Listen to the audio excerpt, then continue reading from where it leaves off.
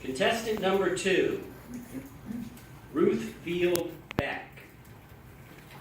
A very special message. A very special message. Please welcome Toastmaster Ruth Field Beck.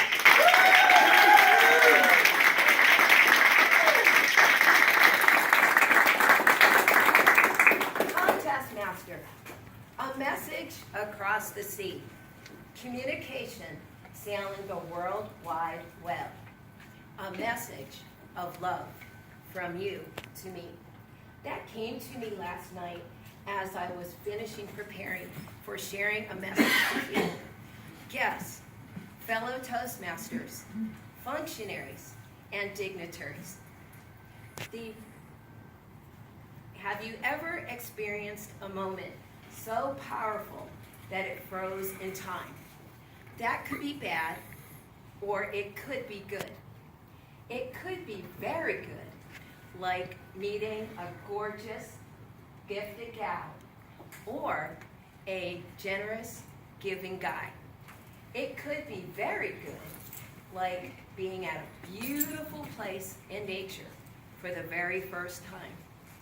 It could be very good, like passing an exam as a milestone in your career.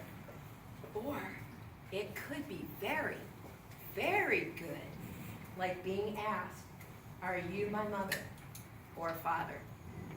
The question came in a message on my Facebook page.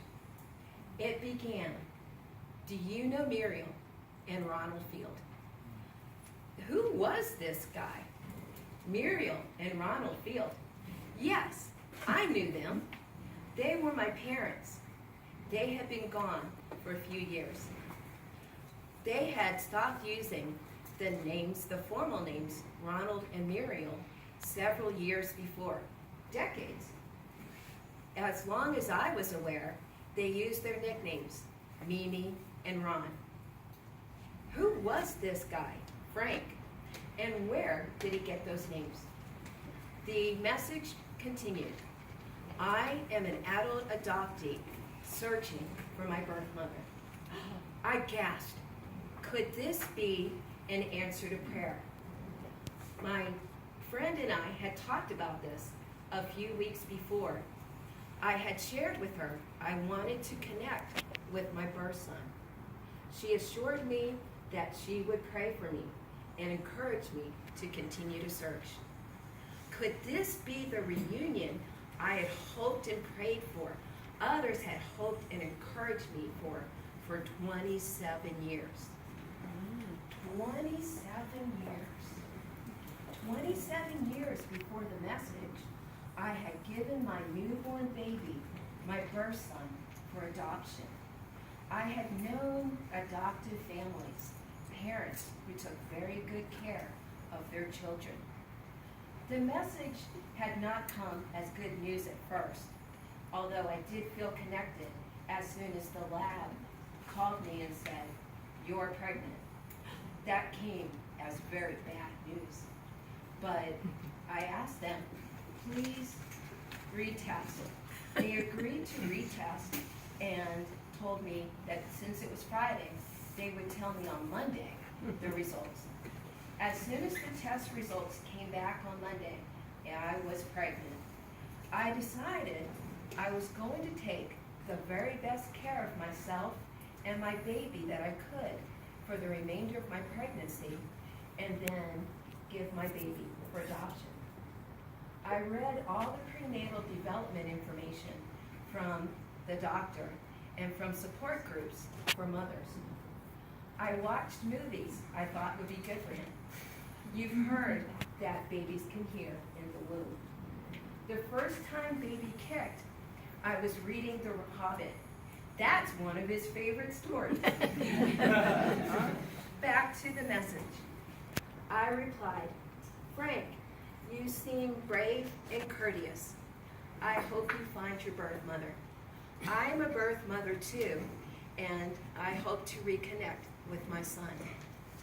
Muriel and Ronald were my parents. I got up and got ready for work. I was so relieved I was only working a half day. I had taken the afternoon off to attend an open house event. I knew I was so excited. How could I sit still for the entire day? Before I left for work, I told my husband. My husband is an adoptive brother, so he had always hoped that I would reconnect with my birth son. During the afternoon, I looked at Frank's Facebook and LinkedIn pages.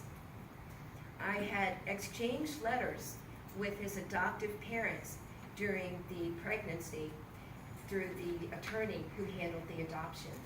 I knew their first names and a little more information. I looked at his Facebook page, saw their complete pages, their complete names for the first time, and I looked at their pages too, took a little sneak. I had continued to message with Frank during the day. He asked me if I would call him at 6 o'clock when he finished work. It was an hour of time between 6 and 7 when I was going to the open house. So I had time to talk with him for 45 minutes. I had planned to conduct an interview of sorts during the call. I had information that I could use to ask questions. I reasoned that it would be better to make sure that he was my son and I was his mother early on before we found out later on that we weren't related. That would be more hurtful. During the call, I felt such a strong connection with him that I stopped asking questions and I started relating. After a 45-minute call, we agreed we would talk again soon. I asked him, Frank, what should I say to end the call? He said, say what you think, say what you feel. I love you. I always have. I'm glad you're my son, and I'm your mother. That was a very special moment, a powerful beginning to a relationship that we are committed to for life. We talk, we communicate fairly often. You know how it is with kids. I'm now 30. We communicate mostly through Facebook messages and texts. That was a special moment. Contact.